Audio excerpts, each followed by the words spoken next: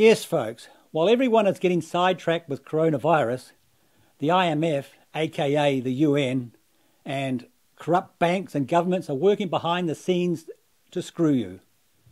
Yes, they want to take your cash away from you, and they want to use your bank deposits to bail them in. Yes, you heard that right, bail them in, and that will be explained shortly. But just think about this for a moment.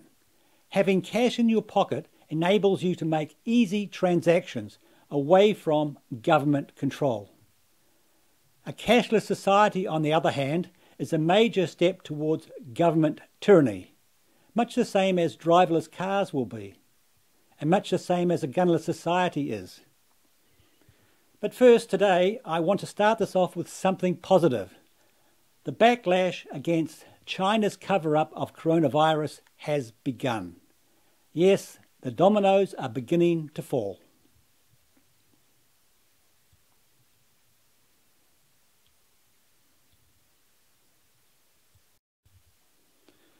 Now, folks, I've posted a link to this article in the description below. Japan ditches China in multi-billion-dollar coronavirus shakeout.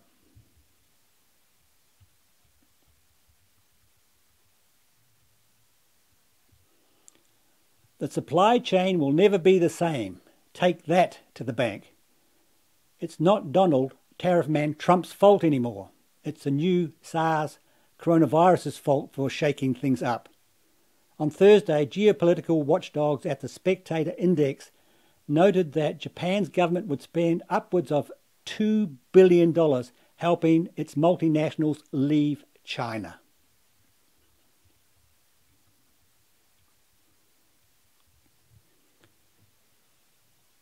Japan's decision to move companies, to help companies source elsewhere, a timely and expensive endeavour after multinational corporations that have made China their go-to manufacturing hub for decades, comes at a time when US companies are leaving too, even though there is no official push to do so. Now that is very, very good news indeed. Anyway, now to the main story.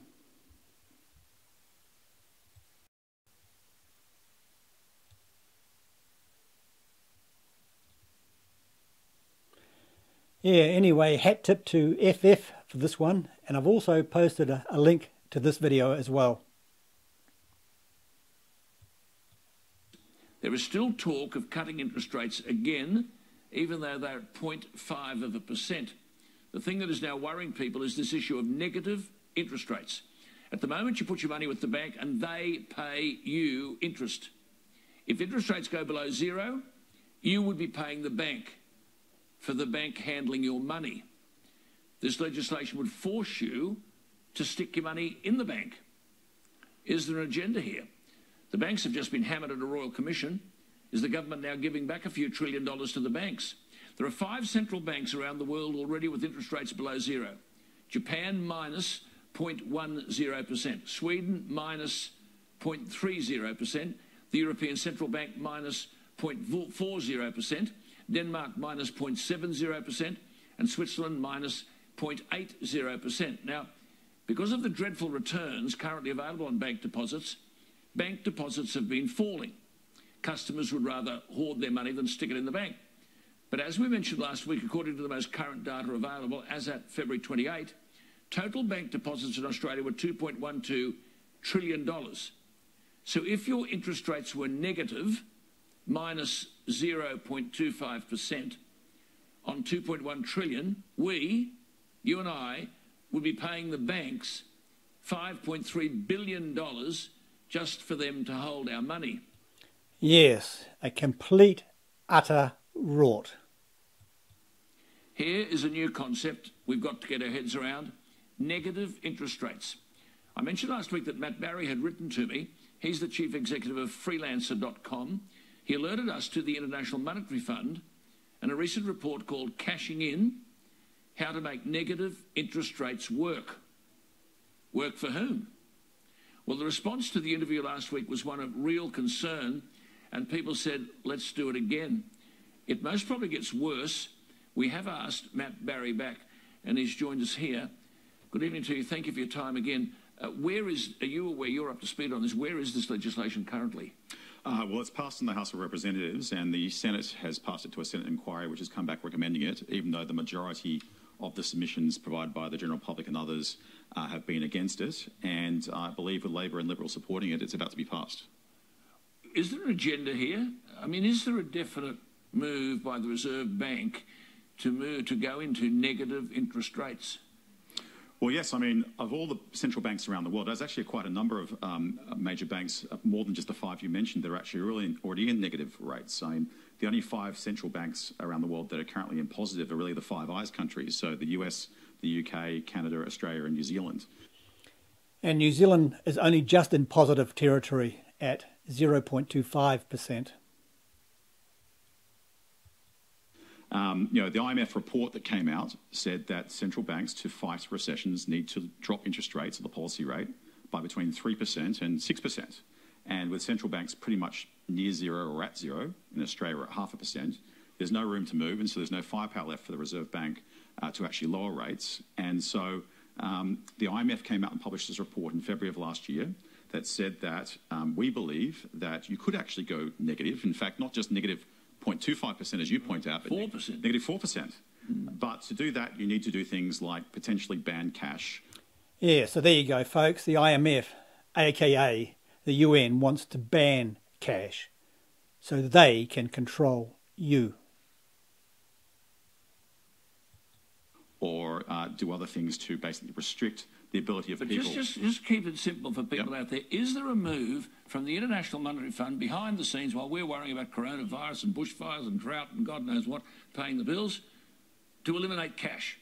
Absolutely, and that's why there's been all sorts of talk about banning high denomination notes, and let's talk about money laundering and the need to be able to move to e-money and so forth. There's a general trend around this, and there's a lot of excuses that are provided. But at the end of the day, it's around running out of monetary policy or the ability for central banks to actually manage the economy through interest rates. So does that lead to? Sorry, Peter, just this one thing. Does that lead to? And you proposed this in a paper to the Senate inquiry, which I'm sure no one read. It's a very interesting reading. I congratulate you on it. But it's leading to something like a GST on cash. Yes, the paper is actually quite interesting. There's about a dozen different measures they propose, and one measure they propose to reduce the use of cash is that when you go to the store and you pay with cash, that the GST would be higher than if you pay with, for example, tap and go or your card. There's also proposals, for example, to put expiry dates on cash that you would draw from ATMs. So when the cash comes out of an ATM, there's an expiry date on it. So after a period of time, it's no longer legal tender. There's a range of... Yeah, so in other words, stealing your money. Things they're discussed in the paper. Just on that, you said in your paper, you're talking about down the track, quote, a serial number lottery plan in which each year the central bank would pick a number between 0 and 9 out of a hat, and all bills with a serial number ending in that number would no longer be legal tender. Correct. I mean, these are sorts of things that the academics are proposing around the world in various academic research institutions, and the IMF details them all in this paper on how you could potentially make negative interest rates work and moving to a negative interest rate world, which the whole world seems to be doing right now.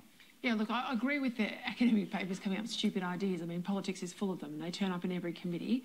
I am not sold that there is a Machiavellian plan on negative interest rates, and I'll get someone on this week, and you might get someone next week from the government in the Treasury portfolio to tell us exactly what their plans are with this. Is it ruled in or ruled out? All of these things, right down to serial numbers on banknotes, will require legislation if they ever went down that path. But what does concern me is the taking out of cash as legal tender, basically, from the economy if it's over $10,000. I agree with you on that.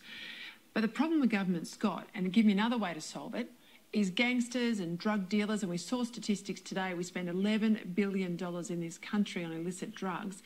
They turn up to the car dealership and they buy the Ferrari or the Mercedes-Benz. They pay for it in cash. And oftentimes the people they're doing business with don't declare it. It doesn't go into the real economy. It stays in this underworld, undisclosed black market. How do we put sunlight out there? How do we flush out the gangsters? Well, I mean, that's already tracked because car registrations of exotic cars and high-end sports cars and so forth, that's already tracked by AUSTRAC and the government. It doesn't go in their name. Right? You know, in Ireland, right? Ireland has a program where they go to the rich guy with the fancy car that they think's the drug dealer, and they say, Matt, you've got basically no tax paid per annum, but you've got this house and that car, and you do this. And tell us how you afford that. And if you can't show them how you afford it, the prosecutor doesn't have to show that you're dodgy. You have to prove that you're clean, and if you don't, you're in jail. Yeah, but the Australian Tax Office already tracks purchases of high-end assets, whether it's boats, cars, houses, and so forth. So there already are the mechanisms to actually track that. They're not catching them. Well, they actually are. They actually are. I think they probably do a fairly good job at actually tracking down the purchase of these assets. Not if they're selling $11 billion of drugs per annum. Well, that'd be a lot of sports cars, wouldn't it? Yeah, well, that's more than the stimulus. $11 billion in illicit drugs sold last year in Australia is more than the stimulus that Morrison says is going to save us. Right. But the cash ban is not going to stop drug dealers from selling drugs. No, They'll still sell I'm cash. not saying it is. No. Right. I'm saying it's a way to flush them out when they go to then profit from their drugs. I think that argument that Peter's putting up has validity, but I was worried about the other argument. Yeah, now, folks, this is where it really starts to get interesting. Because to me, the Reserve Bank has moved at lightning speed to get these interest rates down to almost zero. Exactly. It's unbelievable. I mean, for example, if the economy wasn't stimulated with interest rates at 2%, why the hell would you be moving to 1.5 or 0.5%? Yes. So the next step is, and there's talk about reducing interest rates, so if we get into negative interest rates, here we are paying the banks. Now, I think that out there for the public would be a real concern. Now, we could go on all night, but I want to ask you about something else. And Peter is in the same boat as me here. I mean, I knew nothing about any of this stuff until I was bailed up. Then I find out that in 2018, there were, for example, the phrase bailout. I think everyone viewing knows what bailout means. The government will bail out the banks. If the banks get in trouble, they'll bail you out. That's taxpayers' money. Well, there was a bail-in piece of legislation passed in 2018. Only 8 senators in the House. It was passed on the voices. And bail-in means if down the track the banks get into trouble, they have access to the liquidation of your assets with the bank. Matt? That's right. So it was Valentine's Day, actually, of 2018 that it passed in the Senate with only 8 senators present.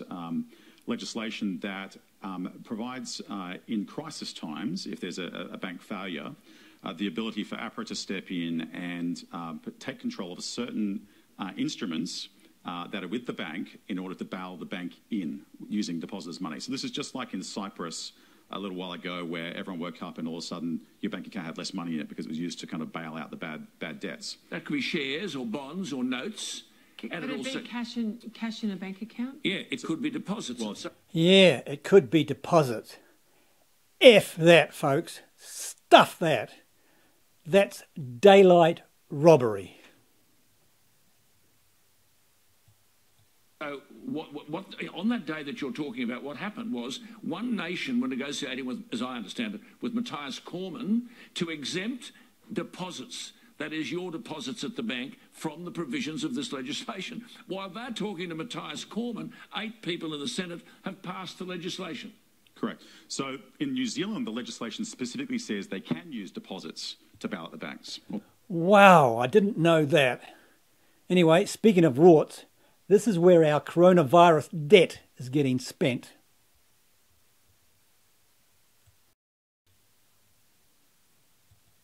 Wider footpaths and temporary cycleways are on the way as the government looks at ways to make sure everyone keeps their 2-metre physical distance after the alert level 4 lockdown lifts. Associate Transport Minister Julianne Genter says some of our footpaths in busy areas are quite narrow. You'll notice that council workers get to keep their jobs, but builders don't. And temporary extensions mean people can give each other space without stepping onto the road. The streets will be modelled on Auckland's High Street. Councils will roll out the walk and cycleways with the Transport Agency funding 90%. Utter garbage. And where will they get their money from? Yes, through the coronavirus debt via Jacinda's self-approved special powers.